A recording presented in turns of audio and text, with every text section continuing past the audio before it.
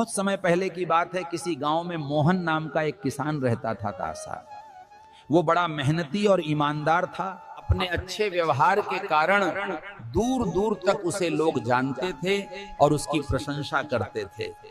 पर एक दिन जब देर शाम वो खेतों से काम कर लौट रहा था, तभी रास्ते में उसने कुछ लोगों को बातें करते सुना। वे उसी के बारे में बात कर रहे थे।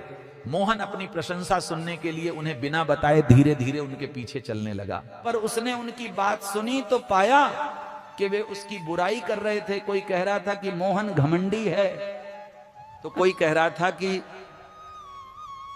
सब जानते हैं वो अच्छा होने का दिखावा करता है। मोहन ने पहले केवल प्रशंसा सुनी थी, लेकिन इस घटना का उनके मन पर बहुत बुरा असर पड़ा।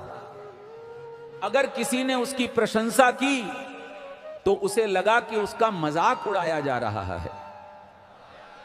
और अब जब भी वो कुछ लोगों को बात करते देखता था तो उसे लगता था कि वे उसके बारे में बुरा बोल रहे हैं।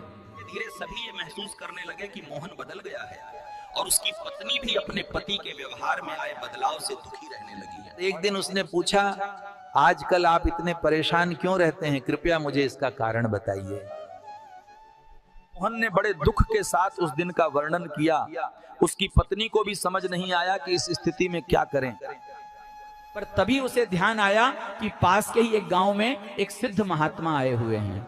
और वो बोली, स्वामी, मुझे पता चला है कि पड़ोस के गांव में एक प्रबुद्ध संत पधारे हैं, उनसे समाधान पूछते हैं। अगले दिन वे महात्मा जी के शिविर में पहुंचे। मोहन ने सारी घटना बताई और बोला, महाराज, उस दिन के बाद से सभी मेरी बुराई और झूठी प्रशंसा करते हैं। कृपया मुझे बताइए कि मैं वापस अपनी साख कैसे बना सकता हूं।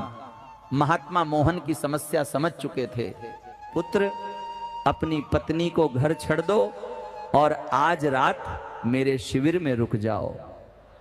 मोहन ने ऐसा ही किया, पर जब रात में सोने का समय हुआ तो अचानक ही मेढकों के टर्र टर्र की आवाज आने लगी। मोहन ने कहा, ये क्या है महाराज, यहाँ इतना शोर क्यों है? बेटे, पीछे एक तालाब है, रात में उसमें मेढक अपना गाना गाने लगते हैं।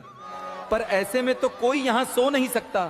मोहन ने चिंता जताई। हाँ बेटा, पर तुम ही बताओ हम क्या कर सकते हैं? मोहन ने कहा, ठीक है महाराज, इतना शोर सुनने के बाद लगता है ये मेंढक हजारों की तादाद में हैं।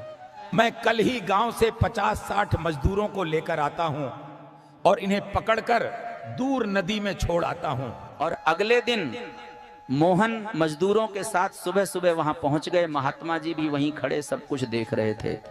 तालाब बहुत बड़ा नहीं था, 8